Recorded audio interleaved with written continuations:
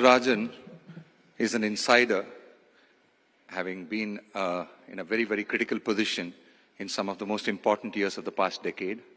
His contributions have also been there in the last decade, and which has brought us here. He has, written a few very insightful pieces in the last few months, just after the pandemic, and some of them actually motivated or inspired us to look at calling him in and to ask him a few questions to get more explanations on those subjects, because they look very, very relevant to our theme of the great Indian democratic dividend. So I'll straight get to the questions. We have half an hour. Dr. Rajan, Professor Rajan, at the beginning of 1990s, most parameters were at par for China and India. India's most forward-looking administration till date at that time kick-started liberalization, even as Deng Xiaoping put China on its new path. While the Chinese leadership got an uninterrupted run that led to where they have now reached, P.V. Narasimha Rao failed to get the next term. We saw this again in 2004 when India Shining failed to return the Vajpayee government to office. Is democracy a luxury that large lower-income countries cannot afford? How can we compete and survive when the voters themselves are bottlenecks to infrastructure and productivity? So. Well, first, thanks for having me here. Second, we were at that time maybe 10 years behind China in terms of reforms. China started really late 70s, and we started in a big way early 90s. So there was about a 10, 12-year gap. So that's number one. Two, I think the changes in government in the early years were not a complete abandonment of reforms. If you think of the dream budget that Mr. Chidambaram presented, that was in one of the coalition governments that succeeded Narasimha Rao. And similarly, even though the NDA didn't get its term renewed, we saw that for the first few years of the UPA regime, there was a substantial amount of progress. Growth was strong until the global financial crisis. So it's not as if every new government sort of throws away the reforms that previous governments enacted. There might be a rebalancing. So, for example, the UPA focused much more on redistribution, while the NDA, the first NDA, focused much more on growth. And I think that combination sort of helped and perhaps was necessary democratically speaking. So I would say that the jury is still out on whether that combination of strong growth, focus on redistribution, in some ways was as good, if not better, than what the Chinese did. The Chinese focused primarily on growth, and over time that paid huge dividends, but we tried to take a slightly different path. Thank you. Although, they have been able to take a lot more people out of poverty than we have been able to. Of course, now we have almost caught up there. Coming back to reforms, you spoke about the timidity of reforms and lack of democratic dialogue in formulating policy in the recent years. Is protest in today's political environment really constructive when groups pick issues not for the merits, but the expediency of putting the other side of balance? All parties, including the one in power, behave the same way while in opposition. Your take on the subject, sir? Look, democracy is not always easy, right? It requires navigation, and clearly that requires a certain amount of dialogue. You hope that in that dialogue you get some course correction, you get some of the edges taken off policy, but that makes the policy more appealing to a larger number of people. Let's face it, we are in a democracy, we can't wish it away. At the same time, it has a lot of benefits. If you think about some of the poster children of autocracy today, Russia and China, You can see the consequences of having no checks and balances. Russia's got into a war that many Russians don't agree with, and which is going to set their country back significantly. China, seemed to be successful with its COVID policies, but now it's got stuck because the COVID policies are so clearly associated with President Xi Jinping that they have no ability to back off. Think also about our sort of jhatka decisions that were made, demonetization, or the lack of attention to vaccines. I mean, these are all areas where perhaps a little more transparency, a little more dialogue might actually have led to better decisions. Demonetization, you can't have a public dialogue about it, but at least within government, perhaps a little more checks and balances might have prevented us from taking that step, which led to large setbacks to the economy. So broadly speaking, I think it's hard to argue that authoritarian decisions taken by a small coterie are necessarily beneficial for the country. And our past suggests they're not. Democracy is good. Is it always good? No. It does slow things down, but that's the price you pay for making better decisions. So reforms by any route, as we discussed, is after all reforms. I'm sure you agree that the farm loss and dismantling of MSP would have eventually improved the productivity of our agriculture sector, which is very, very essential. In spite of that, critical state elections may have played a role in the rollback, which we saw. So would you consider this a positive step as it signals that there is respect for the voter? Look, I think that in the farm laws, there were some good elements, and I've said that repeatedly, but also it was a centralized one-size-fits-all kind of law. And obviously, it impacted different states in different ways. Experts in the agricultural area tell me that it could have been much better tailored, especially if large elements of it had been decentralized to the states to figure out what worked best for them. That said, the MSPs are also something that a lot of farmers have grown to, rely upon. And so you can't threaten to take it away without some adequate substitute. And what was important was a dialogue and shaping what that substitute would look like. When you talk to farmers, they're obviously very concerned about, for example, growing rice in Punjab, which is a water scarce state. But how do you move from that? That's where the dialogue comes in. And so my sense is that this should not be a signal to abandon reform, but to start talking about how you would implement it in a way that first takes into account the interests of different parties, but then is much more clever about how to, in a sense, formulate it such that it has broader appeal. I'm not saying it's always easy. In fact, it's very difficult. But that's the challenge of governance in a vibrant, raucous democracy like ours. You've been critical of India's China-like manufacturing push. Not critical, I wouldn't say that you were totally against it. Can you explain what are your arguments about the flaws in pursuing manufacturing mainly, and why do you think it won't work for us? You also spoke about an alternative path, one that focuses on global services market. Can you elaborate on this?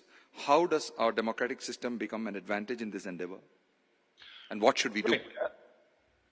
First, I'm not saying in any way we should abandon manufacturing. There are, lots of places where we're doing reasonably well. In fact, very well when you look at, for example, the two-wheeler industry. We're the biggest two-wheeler industry in the world. But what I'm saying is, let's not put all our eggs in the manufacturing basket. And I would say there are 2 or 3 reasons for that.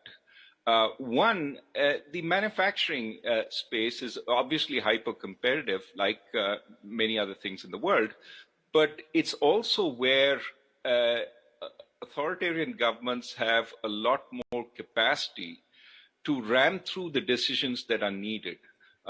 For instance, one of the ways China grew very fast was by suppressing wages, but also by suppressing the interest that savers got on deposits, so as to create strong negative real interest rates, which then fueled industry with cheap capital. So cheap capital, cheap labor, that was how they grew. And of course, on infrastructure, it's very easy to do infrastructure when you can just take the land and no questions asked, without a protest, without any kinds of problems. And so they've been able to build out fantastic infrastructure. What they build out we have all heard the stories of their high-speed rail network, et cetera, while we're struggling to build that project between Mumbai and Ahmedabad. And it is taking us many more years than we calculated initially. So infrastructure, countries like Vietnam, countries like China that don't have as vibrant a democracy have a better sort of chance of building it out. Similarly, I think, they've got there first. And because they got there first, they've also seen the pushback from the industrial world to an expansion in manufacturing. So the problem for us in imitating China's path is China's already created the backlash in the West to manufacturing-led growth. It's not that we will be able to manufacture those cheap assembly line stuff that China manufactured and sent to the US without seeing a similar kind of backlash to India. There's a lot of sensitivity to this kind of stuff today. So what I'm saying is, let's think about what worked for us. What worked for us was first higher skill manufacturing, pharmaceuticals, but also some of these auto ancillaries and so on. But also what worked for us was services. We've had a tremendous run with software services. So given that the pandemic has now opened up the possibility for cross-border services in a much bigger way, my niece in Bangalore, spent the entire pandemic not traveling, but working as a consultant across India. Question is, if she could work as a consultant across India, why can't she work as a consultant for Chicago, for New York, etc.? That is the kind of thing we need to explore. Similarly, telemedicine, up 20% in the US during the pandemic. Why can't telemedicine be offered from India? Now, there are barriers. For instance, there's the issue of degrees. Is the Indian medical degree recognized outside? Well, if we need equivalence, what do we need to do? Right now, for example, the national health system in the UK is overloaded. Can we have a dialogue with the UK authorities and say, we'll take some of the overload off with Indian doctors from India. We'll do telemedicine. But for that, what is the kind of certificate they need? Can we start having exams which are available to Indian doctors? Now, of course, even as we start having these negotiations, we also need to negotiate with NHS. Will you pay from the NHS for Indian services, or will you say only UK doctors can get paid? That's the kind of negotiation we have to have if the UK wants to trade with India. Let's talk about selling services to the UK and whether they will, in fact, bring down some of the barriers that exist today. But of course, from the Indian perspective, we also have to up our game. We have seen all these doctors coming back from Ukraine, or students studying to be doctors. Clearly, there's a lot of demand in India for learning to become doctors. We have an undersupply of medical training institutions, but that's an opportunity. We can build much more, and we can elevate somebody who earlier had the prospect of working in a manufacturing line to, a much higher value-added service, providing service to the world. And given that the developed world is going much more into services, that's where the demand is. Well, let's leapfrog manufacturing if we can. I'm not saying, penalize manufacturing. I'm saying don't put all your eggs in the manufacturing basket and say we still have to follow the Chinese path. That Chinese path is much harder because China's already there and has already created the backlash. And instead, there's a path which is open the services path, which we followed with software services. Who would have thought we'd have become a giant there? Can we do far more than just software? We already have a reputation. In the US, you talk doctors, everybody thinks Indian. Mr. Patel, Dr. Patel, Dr. Shah. Why can't we exploit that reputation for good service and sell to the world? And I'll come to the democratic part in a second. I think you also spoke about data privacy and rule of law in that context, and that we have an advantage there. Can you please expand on that? Absolutely. So, when China sells this gadget, so long as it is not an information-sensitive gadget, supposing it's a toaster, I really don't care, where it was made once I get it, so long as it works, right? The problem with many services is I really care where it is being produced. If I'm dealing with a doctor, I care that they are protecting my patient records. They don't, go broadcasting it around. They don't sell it to companies who can then exploit my data to, sell me products that I'm, particularly vulnerable to buy. So there are these issues with services which involve data privacy, data access, and where as a authoritarian country, I would be very, very worried if my data were held by that country, and so would my country authorities. What kind of people are buying this service from a China or a Russia? What kind of blackmail could they be subject to? And so if we are an open, vibrant democracy, we look as if we can be trusted. But if in addition, we bring in sort of protections which are consistent with our democracy, consistent with the Supreme Court ruling, I think it was 2017, which protect the privacy of the individual, protects their data, not just from dissemination by the company that gets it, but even by intervention by the government. If we can show that we have the checks and balances that can be trusted, then we become trusted service providers to the world, because we are saying, look, even our government can't get at that data without a court order, and our judicial system is respectable and will not give that court order for frivolous needs. So my sense is we have a chance to build on our democratic values. We have a chance to essentially leapfrog where leapfrog into this new area of services. But our democracy should be seen as an advantage there rather than as a disadvantage, and we should build on it. So one more point on the perception from the outside, we being a democracy, rule of law, etc. We spoke just now. You also touched upon, in a very minor manner, but it's something that is very high context right now, that India's image of being respectful towards its minorities as important for it being perceived as a desirable trading partner and investment destination. I want to qualify that this actually did not matter to the world in its dealings with China, but nevertheless, in the context of the recent disturbances and the news flow, if you may have seen across different Indian cities, how serious do you see this as a factor?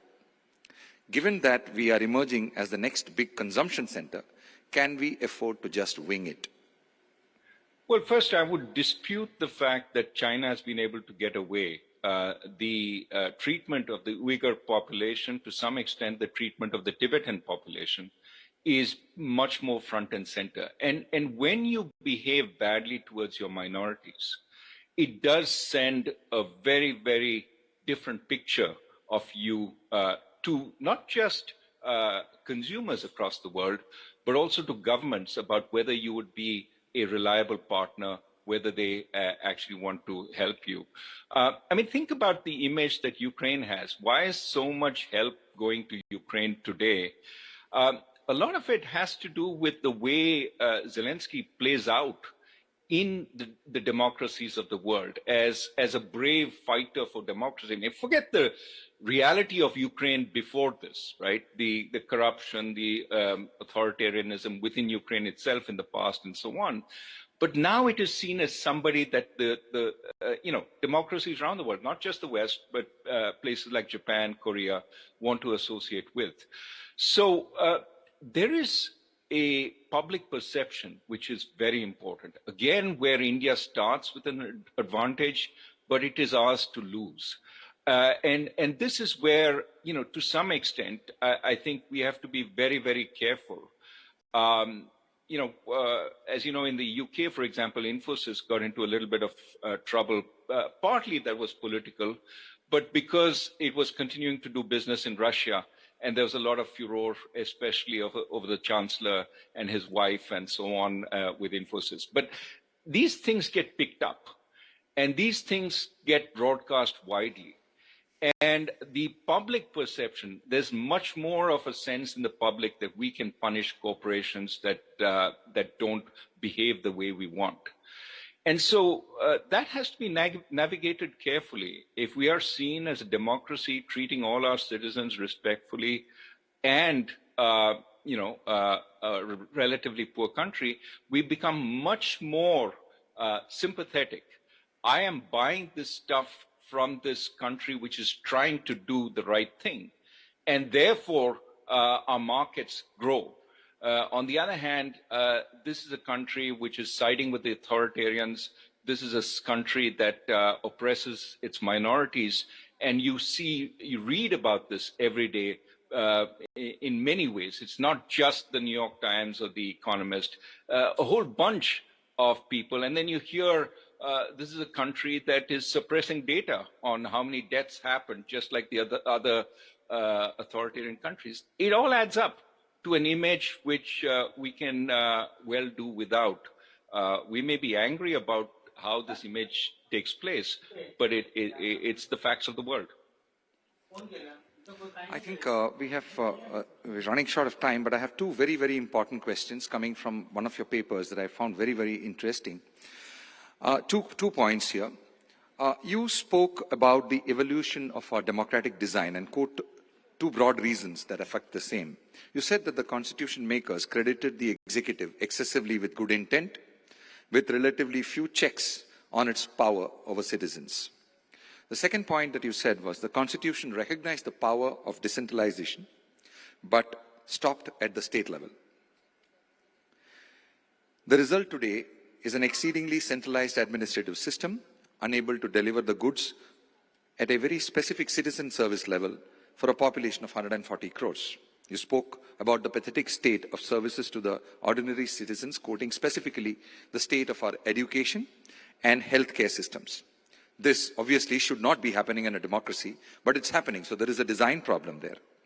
So what do you think can be an innovative solution to mitigate this current structure? Now we have got the constitution. It's going to be, a very, very big task to try and now rewrite that and restructure it. So we'll have to work our way around it. So what is it that can be done to mitigate this centralization, which probably is not working to the real, user of these services in a democracy, which shouldn't be happening? Is there a case for more states, as in breaking down existing states to more states of smaller sizes? Would that help? Well, first, I think the framers of the Constitution were in a difficult position that they didn't want to impinge on the elected representatives too much, in part because their own position was not that as legitimate. They weren't, they didn't come into the Constituent Assembly through a widespread election, a free and fair election. So in that sense, I think they wanted to be a little careful. The point I think is important, however, is that the Constitution has been flexible and has changed with the needs of the time. And I think importantly in that flexibility has been the fact that we have strengthened constitutional authorities over time. I mean, remember the Election Commission was a farce before T.N. Seshan actually gave it teeth. And that made our elections much, much better. And so, one, we should certainly strengthen constitutional authorities, and the undermining of constitutional authorities like the Election Commission, but like the Enforcement Directorate or CBI or other such institutions, tends to essentially erode the democratic principle. We can do all that within the Constitution. The Constitution also talks about decentralization. Now, think about the state of Uttar Pradesh, which has about 230 million people. I'm probably getting the number a little wrong, but that's about 2/3 the size of the United States. The United States has 50 states, and Uttar Pradesh is one state. And of course, you could take each of our districts. But what happens is the administration it's not like the district collector is like an independent governor of a US state. They're not elected. They don't respond necessarily to the will of the people locally. So my sense is that we could do a lot more on decentralizing functions, funds, and functionaries to the local area. Roll out Panchayati Raj in a more effective way. Now, part of the problem here is not so much the center. Of course, we keep talking about center-state relationships, but a lot of states resist the decentralization from their state capital to the local region, especially when it comes to funds and it comes to functions. A lot is retained at the center. So I think that if we wanted to make a significant change, it would be let's focus on pushing more power to the locality, because that would allow the seat of governance to move closer to the people. The people would have more of an ability to affect it. And the seat of power would also see what is happening locally and take decisions which are much more local-centric. So that brings me to the last question, and I think the most important question is, I thought it to be. You've discussed the individual versus group identities and how that affects the state's relationship with citizens and how we see each other as Indians. Everything from the quality of public services to reservations to our very unity and civilizational future is affected by this individual versus group identity as a unit. In fact, the Constitution, recognized the individual as the primary identity unit and not the village. However, our electoral democracy rewards aspirants to power candidates who can drum up a simple majority. Now, I can tell you as a media manager whose business success depends upon, creating audiences and getting more and more viewership and becoming the most viewed, that it is much easier to build audience when we talk to groups rather than to individuals. So the group identities such as caste, community, religion, language, etc., play a huge part in being able to create support in a political process in our democracy. Isn't it then naive to expect that power would come to political players who work for individuals when it is much more efficient to placate groups and play to that gallery? Our group identities have only got sharper with population growth and competition for opportunities and resources. The impact of social media has accelerated this. What is the solution to this very, very critical problem? That's my last question. Well, I think it's a combination of both how our democracy works, but also how our institutions work. I think what we will find is catering to groups is going to become increasingly more difficult because there's a fixed pie. When every caste wants more reservations, when every state wants to reserve for the sons of the soil, what is left? When everything is reserved, effectively nothing is reserved, right? So we're going to come to the limits of group-based policies. And certainly, I think there's a lot of movement. When I say individual, I'm talking about looking at the individual condition and saying, okay, I have an awful school. I need to change that if my children are going to do better in life. And so facilitating the process of changing that. We've already talked about one way that can be done if more is decentralized. So I know who's responsible for my local school. It's not somebody way off in the state capital or in the national capital. It is somebody who sits in the panchayat and who essentially signs off on the school's bills. Can I go and talk to them and say, why is the teacher not showing up at the school, more than once a week? So decentralizing power will allow individuals to express themselves more. They don't have to become a amorphous collective. The individual sort of plight can be listened to more. But it also requires our institutions, judicial system, for example, to recognize individual rights a lot more. It certainly is something they're supposed to do, and protect the rights of the individual to protest, to complain, etc., etc. I think that we will see going forward a lot more groups emerging, which are not so much the old traditional caste or religion based, but a lot more about trying to push forward the problems of the individual to the front and center, and asking for redress there. And I think if we have a certain amount of decentralization, that kind of protest will also increase. Now, this is not, again, about totally abandoning the group-based system, moving towards more individuals. It's just about altering the balance that increasingly individuals find it difficult to make it in this difficult economy, and no amount of reservation down the line is going to help if you haven't been to a good school, if your children haven't had good health care. And so we're going to focus much more on the delivery of public goods. And because the delivery of public goods is on an individual by individual basis, I think there will be no option but for our democracy to cater more to those. And I think we should just lend it a helping hand and recognize this is the sort of noisy process by which democracy develops. Thank you, Professor Rajan. Thank you for taking the time out at so early in the morning for us. Your thoughts will certainly sort of help us, coalesce and get the whole agenda points that we started off with to sort of put focus on the great Indian democratic dividend. Thank you very much, sir.